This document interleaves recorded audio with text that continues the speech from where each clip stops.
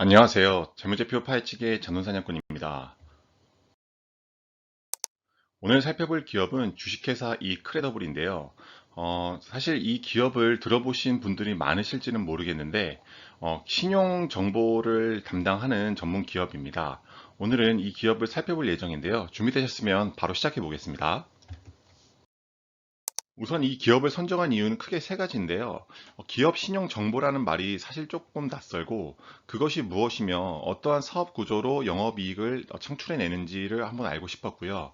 두 번째로 이 재무제표를 확인해 보니까 꾸준한 ROE, 20에서 30%의 높은 ROE를 유지하고 있고 그 비결이 무엇인지를 한번 더 파헤쳐 보고 싶었고요. 배당도 10년째 꾸준히 진행되고 있고, 최근 들어 주식도 계속해서 신고가를 찍고 꾸준히 상승하는 점을 보았을 때, 계속해서 이 주식을 갖고 있을 만한 주식인지 한번 확인해 보고자 했습니다.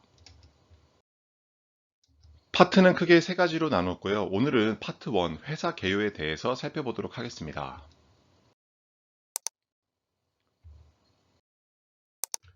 회사의 개요인데요. 회사명은 주식회사 이크레더블입니다. 영문명을 보면은 회사의 존재 목적 자체가 나오는데 크레딧 카드는 우리가 신용카드라고 하잖아요. 이 크레더블은 신용할 수 있는 그런 뜻인데 이 이라는 뜻이 신용을 준다라는 이런 뜻을 대니까 신용평가를 하는 기업이라는 것을 알 수 있어요. 설립일자는 2001년 8월 6일 날 되었고 코스닥 시장은 7년 뒤인 2008년 10월 24일 날 상장된 것을 알 수 있습니다. 영위하는 사업은 크게 네 가지인데요. 신용조회 사업, 기업 정보 사업, 결제형 B2B 사업, 그리고 전자계약 솔루션이 있습니다.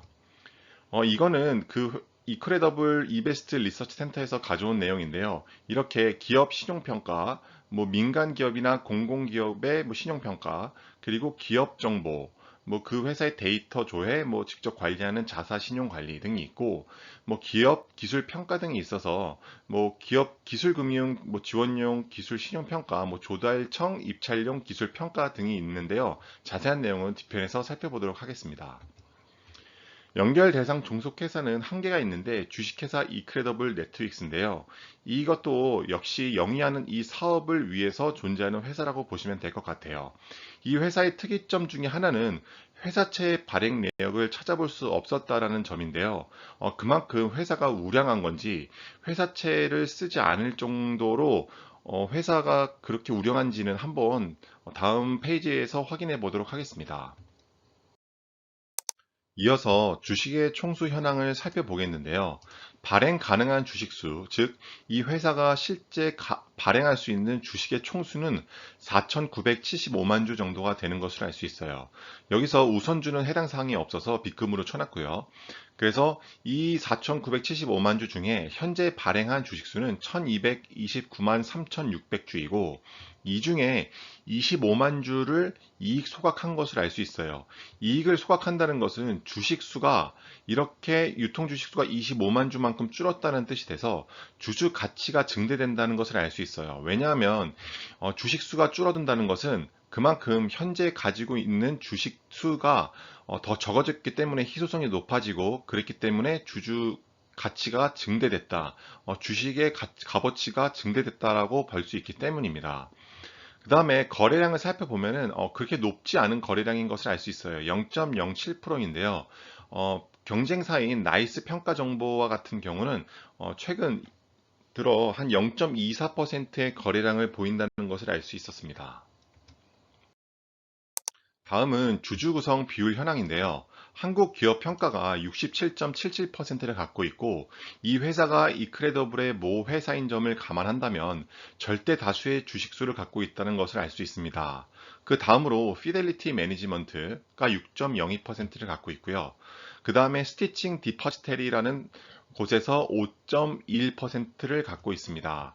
결과적으로 개인이 현재 담을 수 있는 주식수는 21%에 불과하다는 것을 알 수가 있고 전체 주식에서 21%만 실제 개인이 사고 팔 수 있기 때문에 주식의 거래량이 적을 수밖에 없고 그 점은 일부 불리한 점으로 작용할 수가 있다라고 생각을 할 수가 있습니다. 하지만 그와 함께 한국 기업 평가가 해당 주식을 계속해서 가지고 있는 한 이 주식이 급격하게 하락하거나 급격하게 상승할 일이 없다라는 뜻이기도 하기 때문에 양면성을 갖고 있다라고 판단할 수 있겠습니다.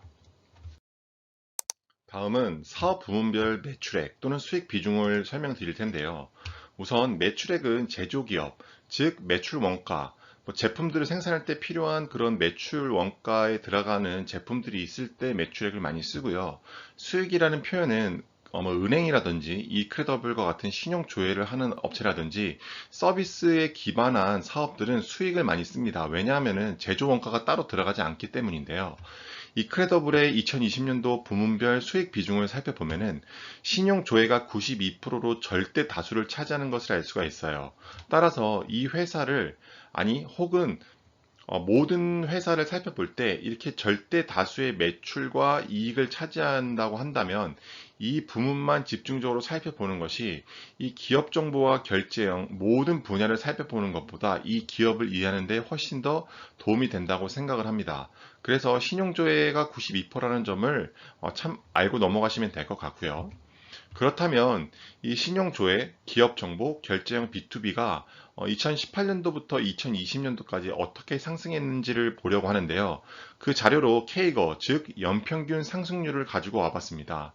신용조회 사업이 절대 수익의 92%를 차지하고 실제 매년 6%의 상승률을 보이고 있다는 점을 알 수가 있고, 기업정보 사업이나 결제형은 각각 2% 그리고 마이너스 14%로 회사의 비중도 높지 않고 신용조회 사업보다도 K거 기준으로 더 낮기 때문에 이 기업정보 사업과 결제형 B2형 사업은 크게 신경을 쓰지 않아도 되고 신용조회 사업을 포커스해서 알아보는 시간을 갖도록 하겠습니다.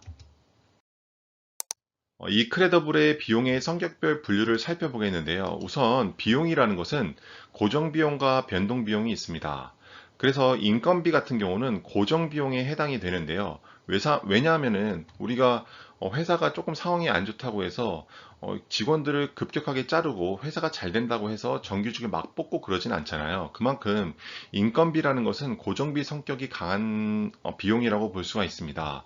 2018년도에는 영업비용의 65.9%, 그 다음에 2019년도에는 65.5%, 그리고 2020년도에는 63%가 영업비용의 인건비가 이만큼을 차지한다라는 뜻이 되는데요. 그만큼 이 회사는 고정비의 비중이 조금 높다라는 점을 알 수가 있고, 그렇기 때문에 고정비가 높다라는 것은 이 회사의 매출이 늘어나면 영업이익은 그 늘어난 것보다 훨씬 더 큰 폭으로 뛸 수 있다라는 점을 참고하시면 됩니다. 왜냐하면 고정비라는 것은 매출이 높던 낮던 무조건 일정 금액이 나가야 되기 때문에 매출액 비중이 늘어나면은 고정비, 그 단위당 고정비는 줄어들기 때문입니다.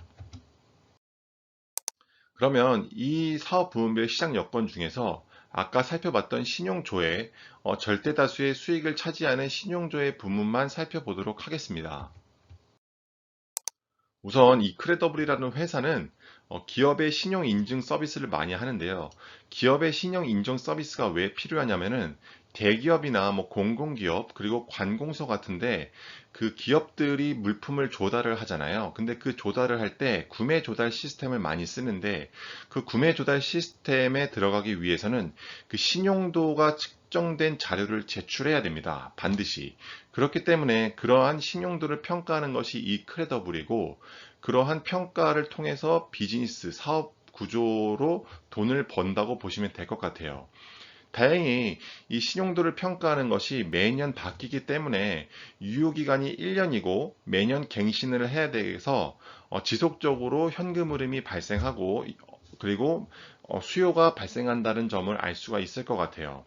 산업의 성장성을 보면은 공공부문의 같은 경우는 신용 등급서 제출을 의무화했다라는 것을 알 수가 있고, 민간 부문과 같은 경우는 상거래 시 신용 인증서는 상거래에서 발생할 수 있는 위험을 관리하기 위한 주요 지표로 사용되기 때문에 많이 사용한다는 점, 다시 말해서 공공부문과 민간부문 모두 이런 신용도를 측정하는 이런 신용평가를 쓸 수밖에 없다라는 상황이라는 점을 알 수가 있을 것 같아요. 또한 신용정보 사업이 많이 이루어지고 있고 매년 사용되지만 이미 성숙 단계에는 진입했다고 볼 수 있다라는 것이죠. 그래서 향후 성장성은 낙관적이진 않다라는 시각도 있다는 점은 참고하시면 될 것 같고, 우리가 재무정보 같은 게 연간 보고서, 즉 사업 보고서가 매년 3월에서 한 4, 5월쯤에 생기기 때문에 이 시점, 같은 시점인 3월에서 6월에 매출 집중도가 높은 계절적 특성이 있다는 점을 알 수가 있을 것 같아요. 그렇다면 이 크레더블은 타 기업에 비해서 어떠한 경쟁 요소를 갖고 있는지를 보면은 우선 첫 번째로 서비스, 두 번째로는 수수료를 볼 수가 있습니다. 우선 서비스를 보면은 이 신용인증 서비스의 선두주자이기 때문에 이 평가 모형을 계속해서 업데이트를 시켜서 그 품질을 향상시키고 있다는 점을 알 수가 있고, 그 수수료 입장에서 보면은 각종 서류 비용을 절감할 수 있도록 계속해서 발생했던 오프라인 비용을 계속 온라인으로 바꿔서 이제 이런 기업들에게 부담되지 않는 상황을 계속해서 연출시킨다라는 것을 알 수 있습니다. 지금까지 이크레더블의 첫 번째 영상이었고, 다음 영상에는 이크레더블의 재무제표 측면에서 집중적으로 살펴보는 시간을 갖도록 하겠습니다. 해당 영상이 도움이 되셨다면 구독과 좋아요 그리고 댓글 부탁드리겠습니다. 감사합니다.